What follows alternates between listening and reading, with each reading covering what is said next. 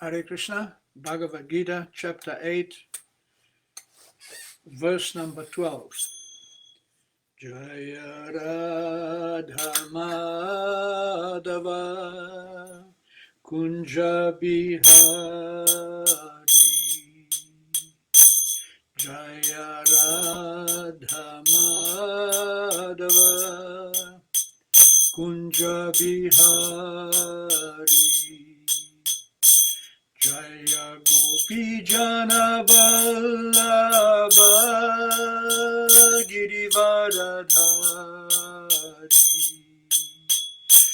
Jaya Gopi Jana Vallabha Girivaradhari Yashodanandana Braja Jana Ranjana Yashodanandana Braja Jana Ranjana Jamuna Tira Banachari Jamuna Tira Banachari Jaya Radha Madhava Kunja Bihari Jaya Radha Madhava Kunja Bihari Jaya Gopi Jana Vallabha Girivaradhari Jaya Gopi Jana Vallabha Girivaradhari Yashodanandana Braja Jana Ranjana Yashodanandana Braja Jana Ranjana Jamuna Tira Banachari Jamuna Tira Banachari Jaya Radha Madhava Kunja Bihari Jaya Radha Madhava Kunja Bihari Jayam Vishnupada Paramahamsa Paribrajagacharya Stotara Sata Shri Srimad A.C. Bhaktivedanta Swami Srila Prabhupada Ki Jai Ananta Koti Vaishnava Vrinda Ki Jai Namacharya Srila Haridas Thakur Ki Jai Prem se kaho Shri Krishna Chaitanya Prabhu Nityananda Shri Advaita Gadadhar Shri Vasadi Gora Bhaktivinoda Ki Jai Shri Shri Radha Krishna Gopa Gopinath Shama Kunda Radha Kunda Giri Govardhan Ki Jai Shri Vrindavan Mathura Dham Ki Jai Navadip Mayapur Dham Ki Jai Jamuna Mai Ki Jai Ganga Mai Ki Jai Bhakti Devi Ki Jai Tulsi Devi Ki Jai Samaveta Bhaktivinoda Ki Jai All glories to the assembled devotees. All glories to the assembled devotees. All glories to the assembled devotees. Bhagavad Gita, chapter 8, verse number 12. Sarvadvarani samyamya manuridi nirudhyacha murni atat manapumsam ashtito yogadharanam Sarvadvarani samyamya manoridi niruddacha murdni adhat manapanam astito yogadharanam Sarvadvarani samyamya manoridi niruddacha murdni adhat manapranam astito yogadharanam Sarvadvarani samyamya manurdi nirudhyacha murni adayat mana pranam astito yogadharanam.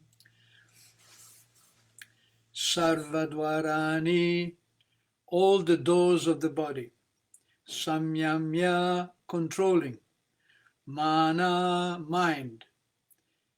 Hriddhi, in the heart. Nirudya, confined. Cha, also. Murni, on the head. Adhaya, fixed. Atmanaha, soul. Pranam, the life air. Ashtitaha, situated. Yogadharanam, the yogic situation.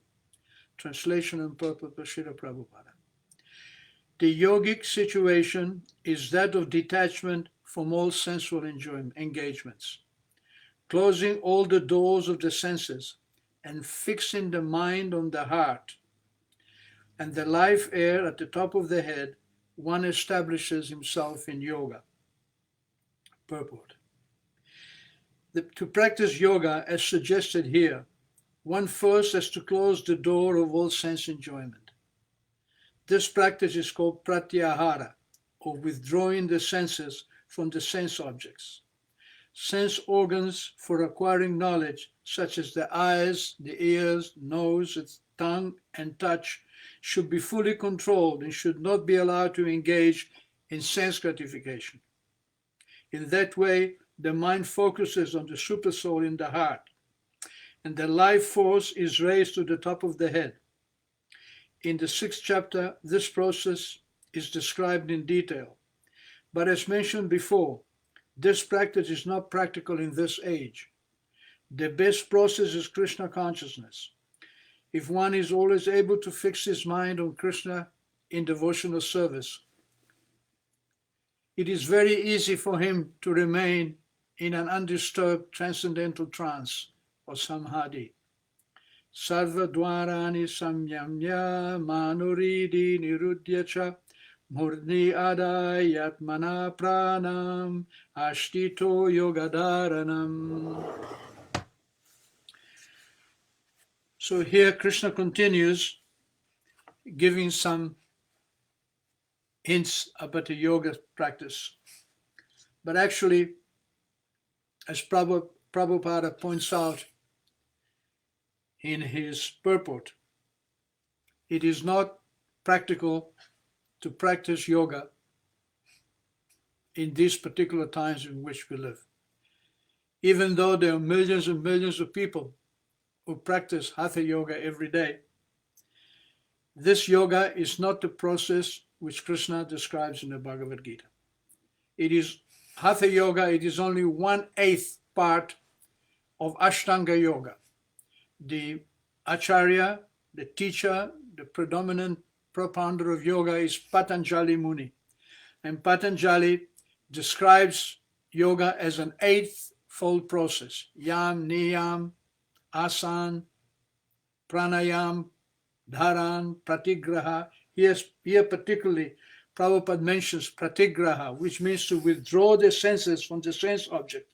In other words, there is a mechanical process by which one can understand is the spirit soul, and within the residence of the spirit soul within the heart, there is also the super soul.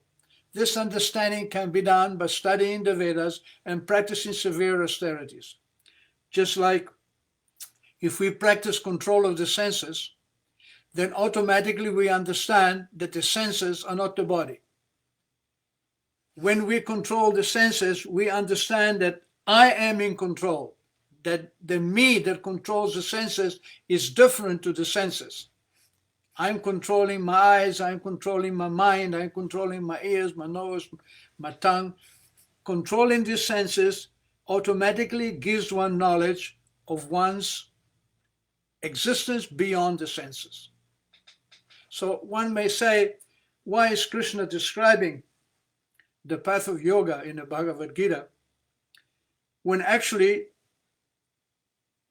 the conclusion of the Bhagavad Gita is Manmana Bhava Mad Bhakto, simply think of me, become my devotee, Madhyaji, worship me, Mam Namaskuru, bow down before me, Mame Vaishyashi Satyante Pratijano Priyosime. Because you are dear to me, I am explaining the science. I'm giving you this advice. Sarva dharma parijjaja. Give up all kinds of dharma, including yoga, including karma, including jnana. Sarva dharma means all processes. Mam ekam sharanam. Only surrender to me. Then aham tva sarva papebhyo mokshashyami. But Krishna is giving this instruction one time in the day of Brahma, when Krishna appears. And he appears at the end of the Kali Yuga, of the Dwapara Yuga, and then as soon as he departs from this planet, as soon as Krishna's manifested appearance is withdrawn from this planet, Kali Yuga begins. And Kali Yuga is a very, very difficult situation for the living entity. It is described in the Srimad Bhagavatam that Manda Sumanda Matayo, people in Kali Yuga are crippled. Sumanda Matayo, they are crippled mentally. Manda Bhagya, they have no fortune. And most importantly, Upadruta, they are always disturbed. It is not possible to practice the rules, regulations, and discipline of yoga in Kali Yuga. Therefore, when Krishna comes and he initiates the Kali Yuga, he also comes as his devotee, Chaitanya Mahaprabhu, to teach us how to practice loving devotional service to Krishna, beginning with hearing and chanting. Shravanam, Kirtanam, Vishnu, Smaranam, Padasevanam, Archanam, Vandanam, Dasyam, Shakyam, Atmani, Vedanam. These 9 processes, it is Samarpito Vishnu, Navachen, Navalakshana. These 9 processes of the method from which we can understand Krishna. So then one question was asked, that if the chanting of the Hare Krishna Maha Mantra, if the process of remembering Krishna, chanting about Krishna, worshipping Krishna, the 9 Nanavida Bhakti, if the 9 processes of Bhakti are in the Vedas and were available in previous ages, why did people practice yoga, sacrifices, worshipping in a temple? Why didn't they just chant Hare Krishna? And the reason is that Krishna is not so easy to be understood.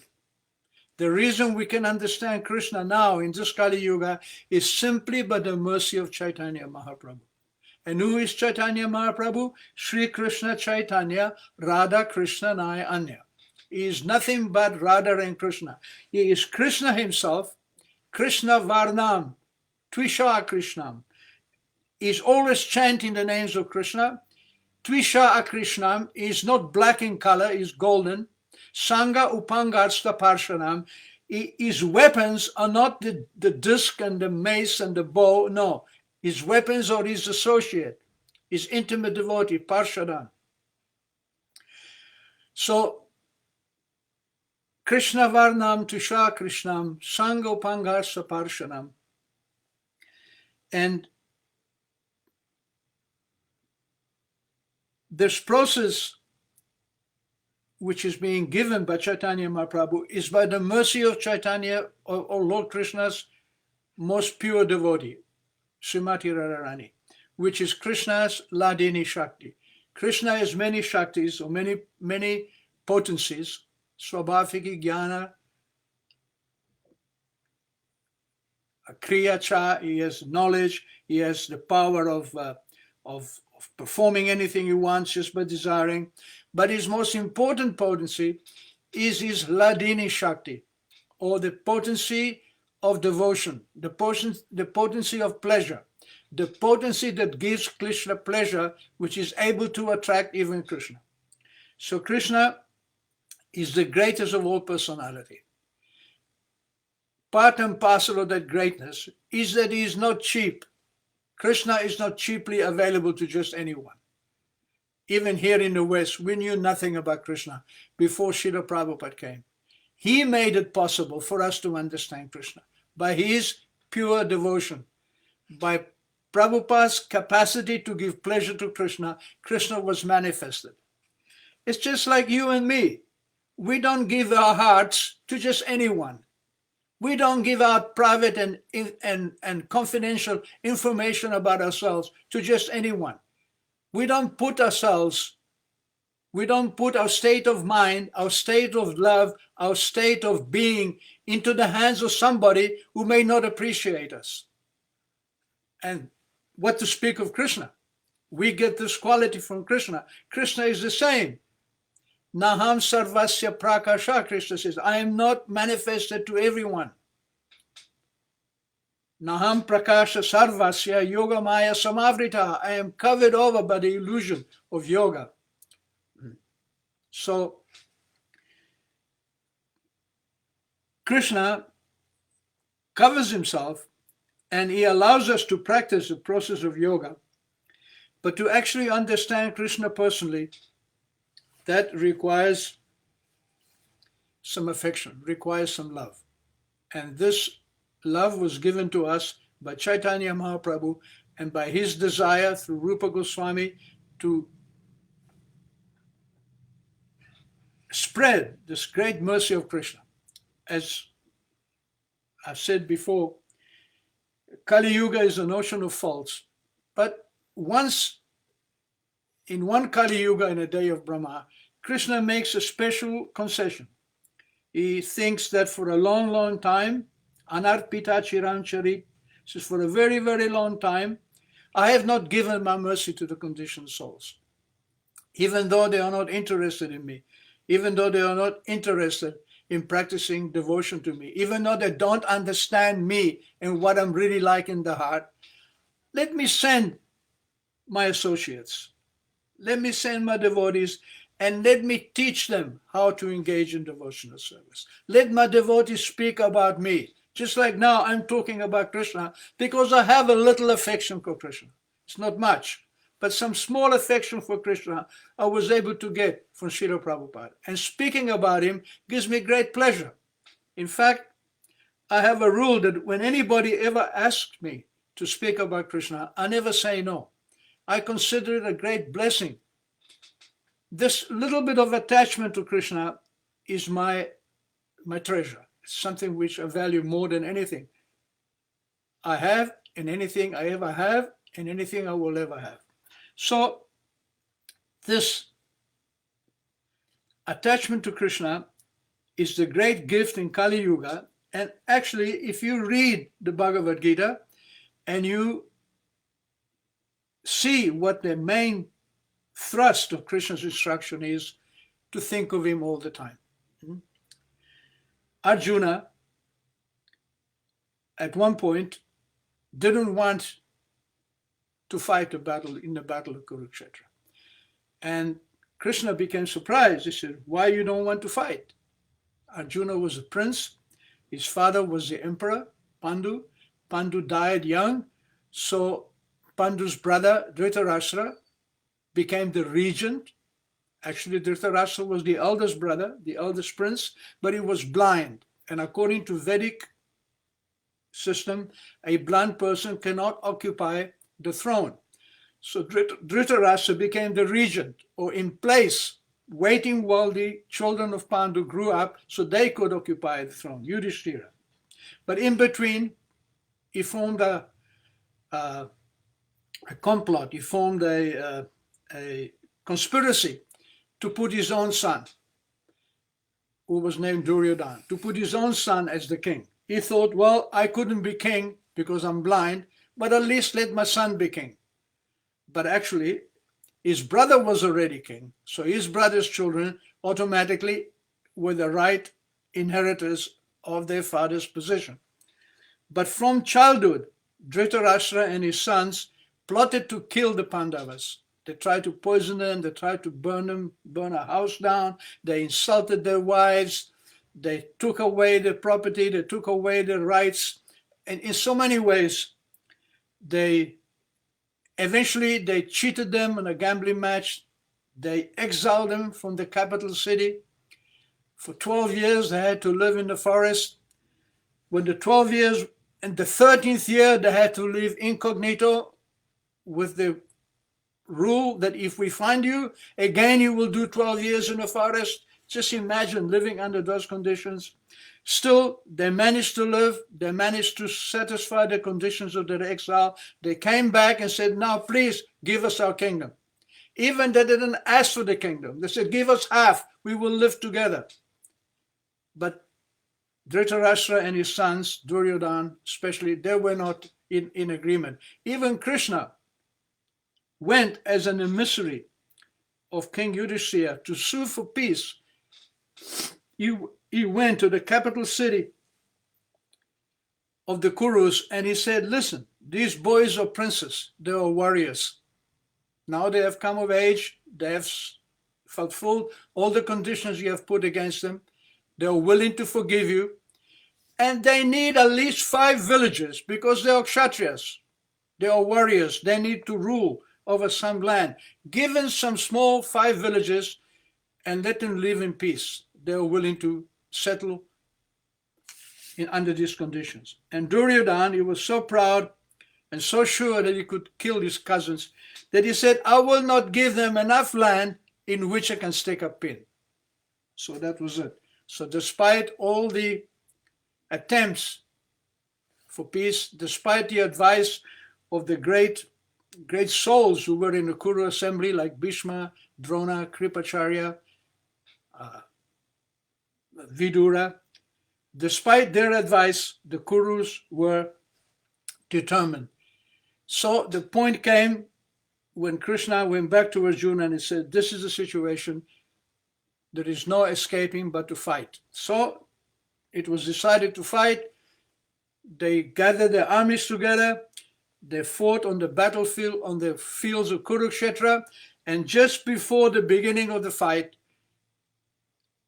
Krishna asked Arjuna asked Krishna to please draw my chariot between the armies so I can see who is fighting here, who is chosen on which side. Because everyone on the battle, all these princes, they were interrelated. They knew each other. Yet one prince would take one side, another prince would take another side. Some were fighting for the Kurus, some joined the Pandavas. So before the fight began, Arjuna asked, please, draw my chariot so I can see who is against me and who is for me. So when the chariot was being drawn, Arjuna saw his teacher, Dronacharya, he saw his grandfather, Bhishma, he saw his other teacher, Kripacharya, he saw his cousins, his friends, so many kings who were against him. And he said to Krishna, to win this battle, I have to kill all these people. Some of them are older than me, like my grandfather. The very power that I have to fight, my prowess as a fighter, I learned from my teacher, Dronacharya. Now I have to fight against him. I understand that these people are avaricious. I understand that they are intractable, that they want to fight. They don't want to kill me, but I don't want to kill them.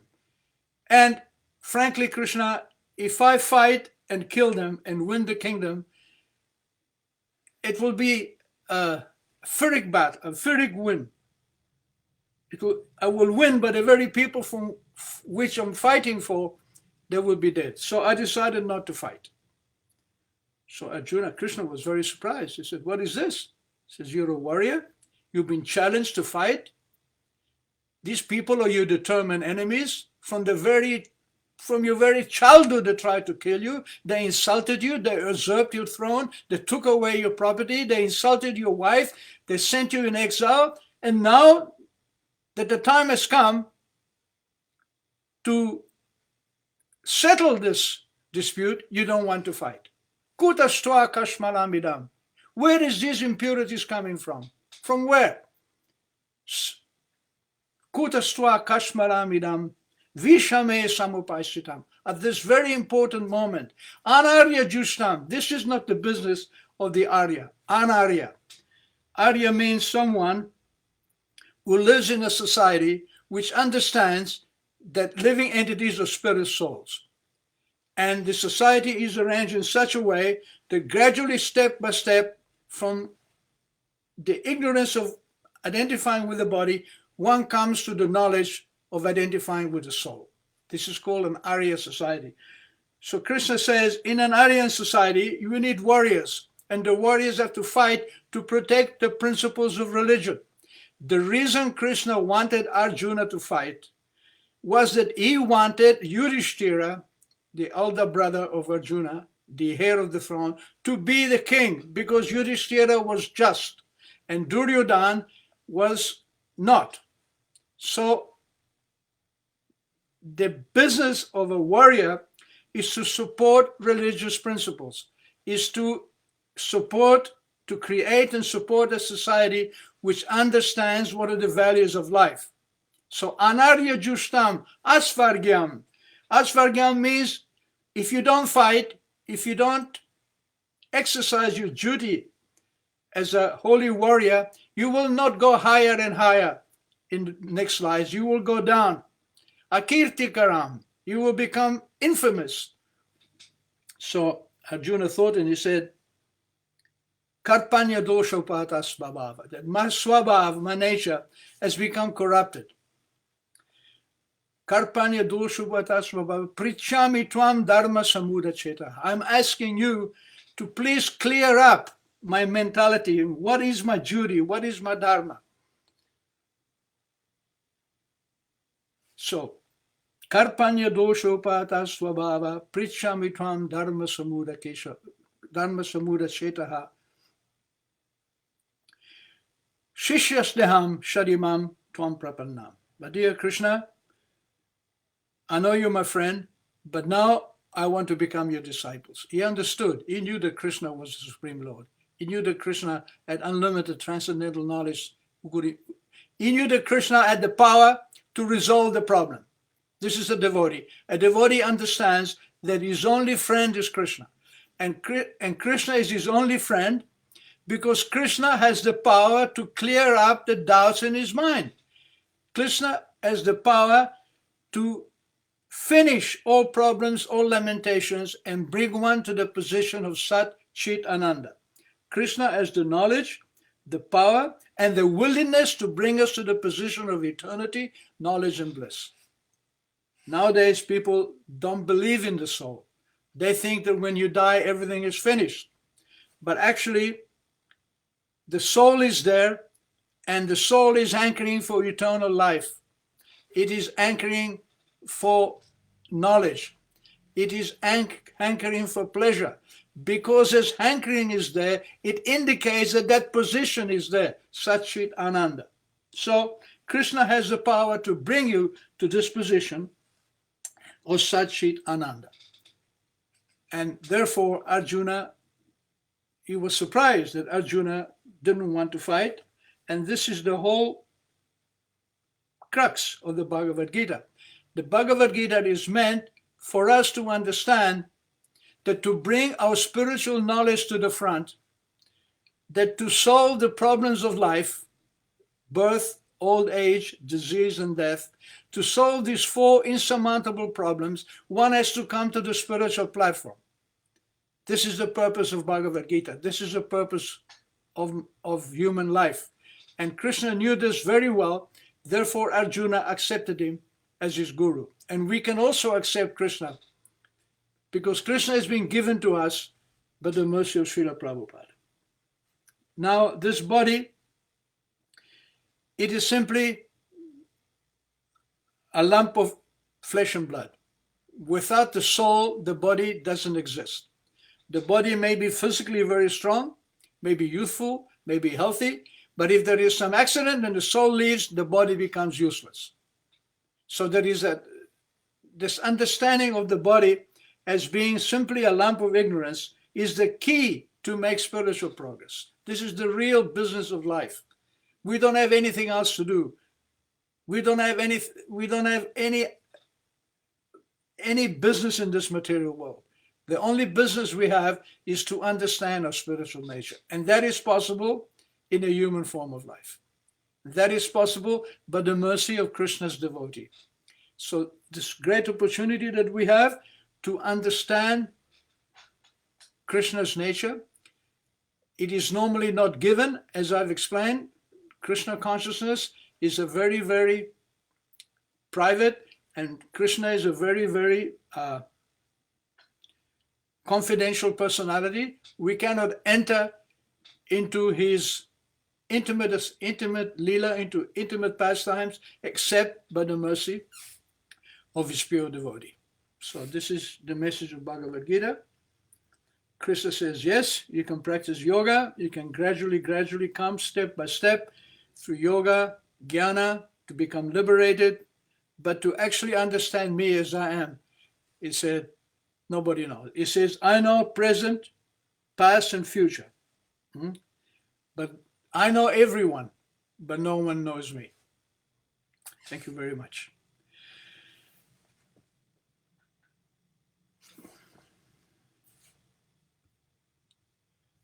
So we have some messages here. Jai Shri and Toshan Krishna have joined. Atma Vidya, welcome. Krishna Premavati Devi, Madhu Mangala, Pranjan, Filippo. So there is some question from Krishna Premavati Devi. Prabhu, I was looking at the analogies Srila Prabhupada gave in the Bhagavad Gita as it is. And I notice in chapter 8 there is only one analogy, the purpose of verse 8.8. The caterpillar that thinks of becoming a butterfly does so, is transformed into a butterfly in the same life. Similarly, if we constantly think of Krishna, it is certain that at the end of our lives we shall have the same bodily constitution as Krishna. Can you please explain same bodily constitution of Krishna? Yes, same bodily constitution of Krishna means Sarupya Mukti. There are 5 kinds of liberation, muktis: Sayujya, Samipya, Shastri, Sarupya, and Salokya. And Sarupya is that liberation where we get a body which is as good as the body of Krishna. Just like if you see in Goloka Vrindavan, Krishna's friends have bodies equally beautiful as Krishna. The bodies are equally decorated. Krishna has a flute, his friends also have a flute, they have a horn to blow, they have a decoration, dhoti, everything exactly the same as Krishna. So, of these 5 liberations, Sayujya means to become one with God. Sarupya means to have the same bodily features as God. For example, in Vaikuntha, Narayan has 4 arms, but so have all his devotees. They also have 4 arms. The only difference is that Narayan, he has a little tuft of white hair, Srivatsa, on his chest. His devotees don't. So Salokya. Salokya means to live in the same planet as Krishna. Samipya means to have the personal association of Krishna, Krishna being your friend, you to be connected with Krishna on a day-to-day basis. I mean, you may live in the kingdom, it doesn't mean you're not a king. So you may live in Vaikuntha or in Goloka, but this liberation or Samipya means that you get to have a personal exchange with Krishna. Therefore, it's so difficult to become liberated in Krishna consciousness because Krishna gives himself. And Shastri means you have the same opulence as Krishna. I mentioned in previous classes that in Dwarka, the king of Dwarka, Ugrasena, he had greater opulences even than Krishna. Billions and billions of bodyguards. So these 5 liberations, the first one, Samyujya, means to merge into the bodily effulgence of Krishna, into the Brahmajyoti. That is not acceptable by devotees. The devotees, they will accept the other 4 only if Krishna's devotional service is guaranteed. Otherwise, they don't accept. So, if we think about Krishna, gradually all Krishna's qualities become manifested in us. Like father, like son. We are little parts of Krishna. We have the same qualities of Krishna. They may not be as big as Krishna, but those qualities are there. And at any time, Krishna can empower us to be even bigger than he is, to even be more powerful than he is. There is so many examples of Krishna's empowering his devotees to do something that even he doesn't do. Good. If there is no more questions, we'll stop here. Thank you very much for participating, and we'll meet again on Friday. Hare Krishna.